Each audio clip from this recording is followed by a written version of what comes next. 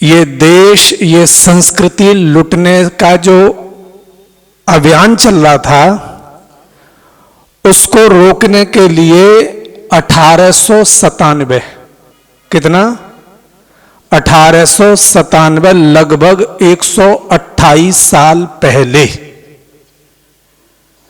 जब पंडित लेखराम का एक मुसलमान ने मर्डर कर दिया, उसके बाद आर्य समाज में सक्रियता आई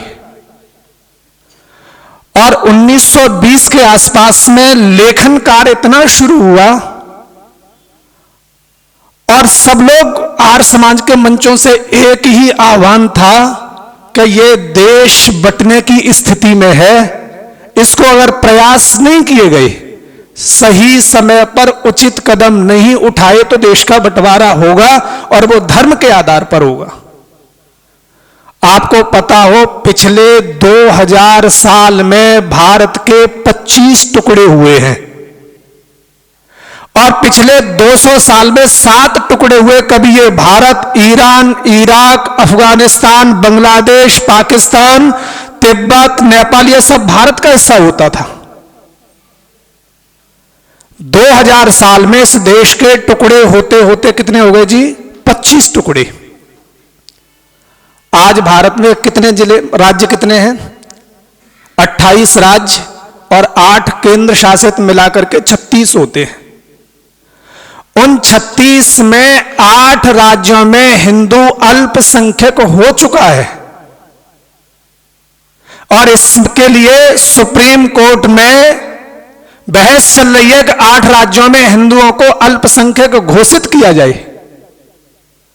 भारत के अंदर 800 जिले हैं, 800 जिलों में से 200 जिलों के अंदर हिंदू अल्पसंख्यक है और जहां वो लोग चाहते हैं कौन सी बस्ती में रहना है, कहां प्रॉपर्टी चाहिए उन्हें, कहां कब्जा करना है, कौन निगम पार्षद होगा, कौन विधायक बनेगा, कौन सांसद बनेगा, ये वो डिसीजन करेंगे, वो बनेगा।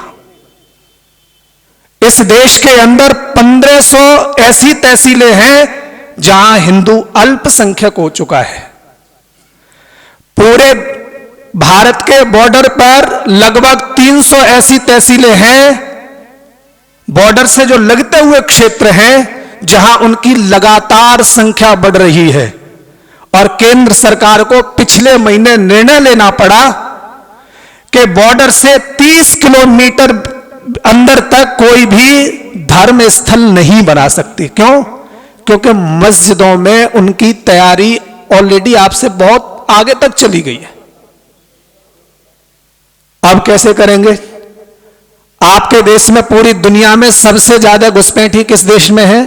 भारत के अंदर भारत सरकार के अनुसार लगभग 5 करोड़ इस देश के अंदर घुसपैठी घुसे हुए हैं। और आप आए दिनों खबर पढ़ते हैं लव जिहाद की। हर साल लगभग 5 लाख के आसपास मां बहन बेटियों का अपहरण होता है। यह भारत सरकार का डाटा है।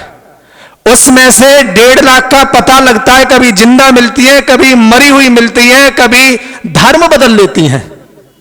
3.5 लाख का सालाना पता ही नहीं चलता वो कहां चली गई। इसके पीछे तैयारी क्या है? आर्य समाज तो 1897 से चिल्ला रहा है, सुधर जाओ, नहीं अगर नहीं परिवर्तन किया, हमारे यहां सब सोए हुए हैं, किसी को कोई चिंता नहीं है। कथावाचक अपने में मस्त है और जहां जहां जनसंख्या कम हो रही है, न वहां कोई गुरु रहने को तैयार है, न कोई मठ बचे हैं, न कोई मंदिर बचे, न कोई महामंडलेश्वर रहने को तैयार है। जैसे ही अव्यवस्थाएं पैदा होती हैं, स्थान बदल लेते हैं। स्थान कश्मीर से बदल लिया, स्थान उत्तर प्रदेश के कैराना से बदल लिया, स्थान मध्य प्रदेश के सागर से बदल लिया, स्थान अलीगढ़ से बदल लिया, स्थान मुजफ्फरनगर से बदल लिया। साहब कब तक ये यात्रा भागदौड़ की चलती रहेगी?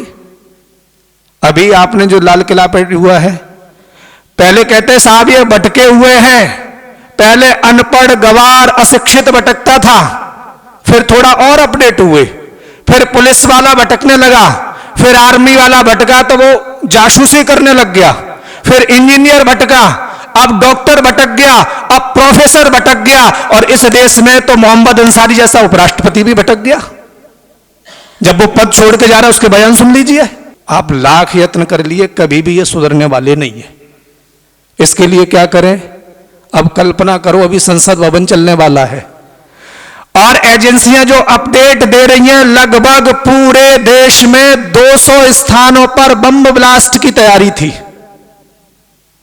आज जो बड़े बड़े नेता खड़े होकर कहते थे ना, देश सुरक्षित हाथों में है, साहब XYZ+ की सिक्योरिटी लेके घूम रहे हैं।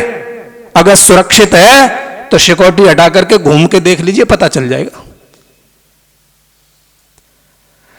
अब कल्पना करो, संसद की रसोई से कोई खाना बनाने वाला भटका तो क्या होगा? कोई बस चलाने वाला ड्राइवर भटक गया तो क्या स्थिति बनेगी? 40-50 को लेकर के जाएगा। कोई स्टेशन मास्टर अगर भटका तो क्या होगा? पूरा एक ट्रेन का गड़बड़ कर देगा। कोई पायलट भटक गया तो क्या होगा? एक भी अगर भटकेगा, और ये भटकने हैं, आप लिख करके रख लीजिए। इसलिए क्या करना है? लड़ने का समय नहीं है। अपनी संतानों को इतना मजबूत कर लीजिए, उसे शस्त्र और शास्त्र का दोनों का ज्ञान हो, उसे माले के साथ उसके पास भाले का भी सामर्थ्य हो। मेरे सामने अगर मेरी मां, बहन, बेटी के ऊपर अगर कोई अत्याचार करे, अरे मैं समाज की रक्षा नहीं कर सकता तो कम से कम अपनी रक्षा तो कर लूं। मेरे घर में कोई अतिक्रमण करे तो मैं अपनी मां को तो बचा लूं, मैं अपनी बहन को तो बचा लूं।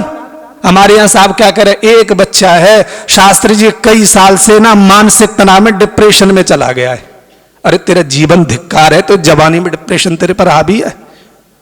आज तक कभी भी उन्होंने रोजगार की मांग नहीं की, कभी भी वो महंगाई के लिए रोडों पर नहीं आए, कभी भी उन्होंने राशन की मांग नहीं की। उनका मिशन स्पष्ट है, हमें क्या करना है। इतने दिन कहते हुए कितने बच्चे आ रहे हैं इंद्रलोक पर, शुक्रवार को जाना, वहां निकलने की दोपहर में जगह नहीं होती, छोटे से बड़ा सब उठक बैठक रोड पर लगा रहा है। अरे किस लिए बुला रहे हैं? आपका बच्चा सुन जाएगा, 2 बातें सीख जाएगा, इसमें हमें क्या मिलेगा? आपका बच्चे के अंदर संस्कार पड़ जाएंगे, और 1 घंटा नहीं पड़ेगा तो बहुत ज्यादा पीछे नहीं चला जाएगा। इसलिए मेरा एक ही निवेदन है, जागरूक बनिए, उसे इतना तो सुरक्षित कर जाएं कि वो जीवन में किसी के चक्कर में न फंसे, कहीं धोखा न खाए, सही और गलत का निर्णय कर सके, इतना बना दीजिए।